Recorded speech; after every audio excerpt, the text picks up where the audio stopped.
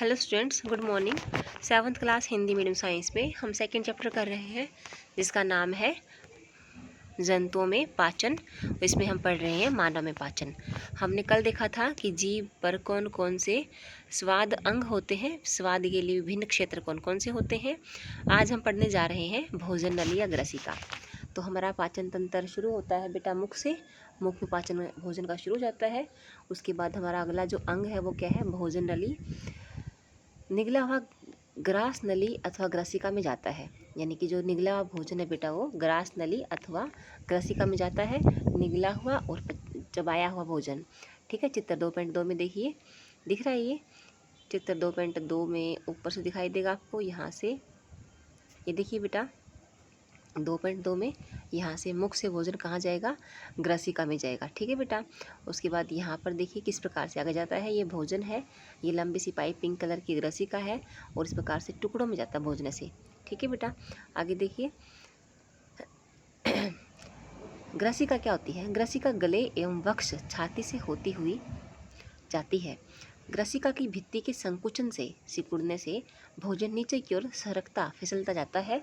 वास्तव में संपूर्ण आहार नाल संकुचित होती रहती है और गति भोजन को नीचे की ओर धकेलती रहती है। कैसे बेटा, जैसे मान लीजिए ये पाइप हो गई, ठीक है ना। इस पाइप में इस प्रकार से यूँ बनते हैं। भोजन यहाँ से यहाँ धकेल दिया जाएगा, फिर यहाँ से यह पिचक जाएगी, सिकुड़ जाएगी, यहाँ से यह सीधा हो जाएगा और यहाँ से फिर यह चौड़ी हो जाएगी, भोजन यहाँ आ जाएगा। तो धीरे धीरे एक बार क्या होता है इसमें बेटा, इसमें एक बार पाइप में एक बार संकुचन, एक बार विश्राम करेगी, एक बार संकुचन, एक बार विश्राम करेगी। इस प्रकार से भोजन चलता जाएगा। यहाँ आ गया, यहाँ से फिर यहाँ आ जाएगा, फिर यहाँ आ जाएगा, यहाँ आ जाएगा। इस प्रकार भोजन की गति होती रहती है। ऐसी घटना याद कीजिए जब भोजन के बाद आपने वमन किया, उल्टी की हो तो, तथा इसका कारण के विषय में सोचिए। देखिए क्या कह रहे हैं, संकुचित होती रहती है तथा भोजन को नीचे की ओर धकेलती रहती है। कभी कभी हमारा आमाशय खाए हुए भोजन को स्वीकार नहीं करता है ना बेटा। हो सकता है उसमें कुछ ऐसा चला गया हो जो हमारे आमाशय से वह सहन नहीं हुआ या हमारे आमाशय ने उसे स्वीकार नहीं किया, तो हमें क्या होता है फिर फलस्वरूप हमें वमन द्वारा बाहर निकाल देते हैं। वमन यानी कि उल्टी द्वारा उसे बाहर निकाल देते हैं। ऐसी घटना याद कीजिए जब भोजन के बाद आपने वमन किया हो, खाना खाने के बाद उल्टी की हो।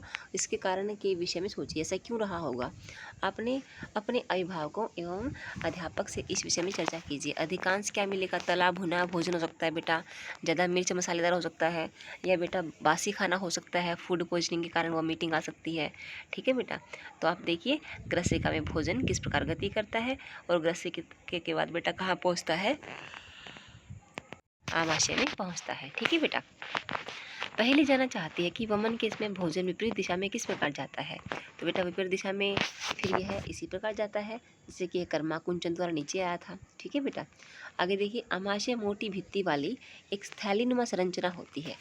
आमाशय मोटी भित्ति वाली एक थैलीनुमा संरचना होती है, लचीली संरचना होती है। यह चपटा एवं जे आकार का होता है और यह आहार नाल का सबसे चौड़ा भाग है। यह एक और ग्रसिका ग्रास नली से खाद्य प्राप्त करता है तथा दूसरी ओर क्षुद्रांतर में खुलता है, ठीक है बेटा। क्षुद्रांतर में खुलता है।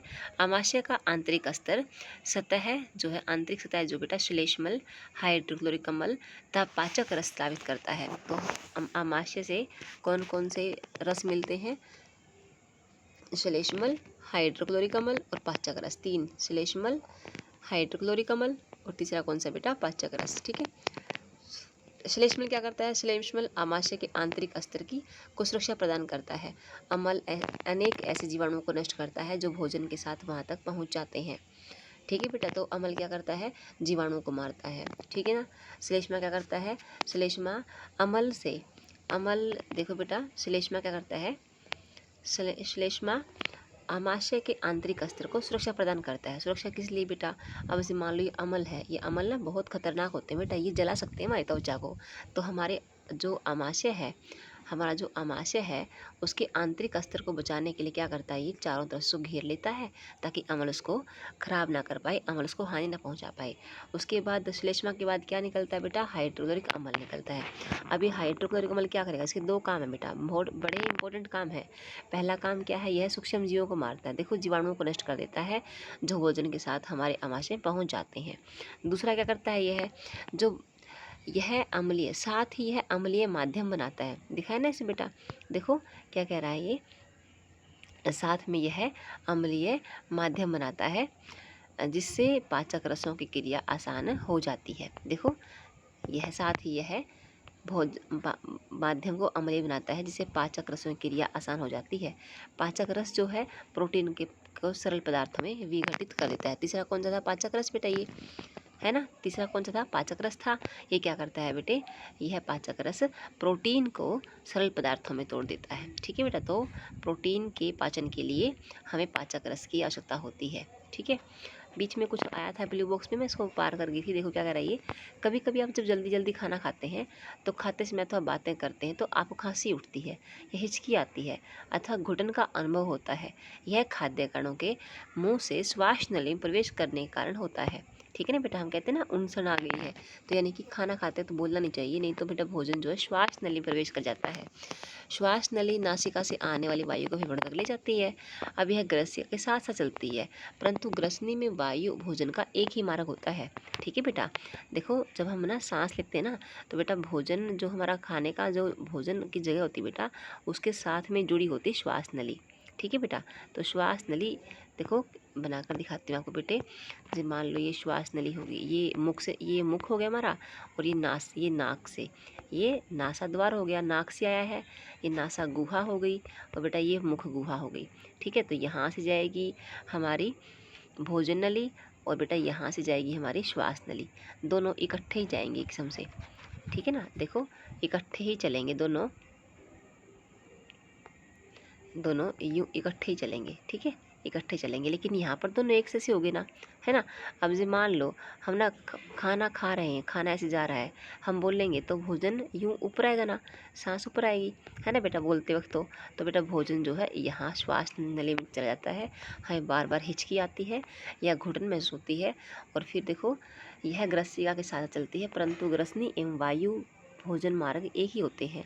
फिर भोजन को श्वास नली में प्रवेश करने से कैसे रोकते हैं, तो बेटा मुंह के अंदर आपने कभी देखो, आ करके देखना कभी, तो मुंह के अंदर एक छोटा सा मांसल रचना वाला काम करती है। देखो एक मांसल रचना काम करती है जो श्वास नली को ढक लेती है और भोजन को ग्रसनी में भेज देती है। तो बेटा जैसे मान लो मैंने यहाँ बना कर दिखाता ना बेटा, यहाँ ये भोजन नली है, ये श्वास नली है, ये नाक में चला गया, और बेटा ये मुंह का हो गया। ठीक है ना, तो यहाँ पर एक ना मांसल संरचना लटकती है, वो क्या करती है बेटा, इसको ढक लेती है। तो खाना कहाँ जाएगा, सीधा भोजन नली में जाएगा, लेकिन जब बोलते हैं ना तो ये आगे की ओर हट जाती है। देखो ये आगे की ओर हट जाती है, और बेटा भोजन जो है ना श्वास नली प्रवेश कर जाता है। ठीक है बेटे, संयोगवश यदि भोजन के कण श्वास नली में प्रवेश कर जाएं तो हमें घुटन का अनुभव होता है, हिचकी आती है या खांसी उठती है। ठीक है बेटा, तो देखो हमने आज क्या किया, हमने आज देखा कि ग्रसिका में भोजन किस प्रकार से आगे बढ़ता है, आमाशय में भोजन का पाचन किस प्रकार होता है, और बेटा हमें हिचकियाँ क्यों आती हैं। ठीक है बेटा, तो आमाशय का पाचन बहुत इंपॉर्टेंट है, इनफैक्ट ये टॉपिक ही सारा इंपॉर्टेंट है बेटा, क्योंकि 10th क्लास में एज इट इज़ आता है, बल्कि थोड़ा बढ़ कर आता है। ठीक है बेटा, तो अगर आप अभी नहीं सीखोगे तो 10th क्लास में कैसे करोगे। तो बेटा आप लोगों ने यहाँ तक पढ़ना है, बिल्कुल पॉइंट टू पॉइंट पढ़ना है, पॉइंट बनाने इसमें से बिल्कुल। और बेटा यहाँ तक जब क्वेश्चन दूंगी मैं आपको, प्रमुख शब्द दूंगी, आपने लिखने हैं, साथ साथ नोटबुक पूरी करनी है। तो कल हम पढ़ेंगे सूत्रांतर। आज के लेक्चर में इतना ही, इसी के साथ thank you and all the best.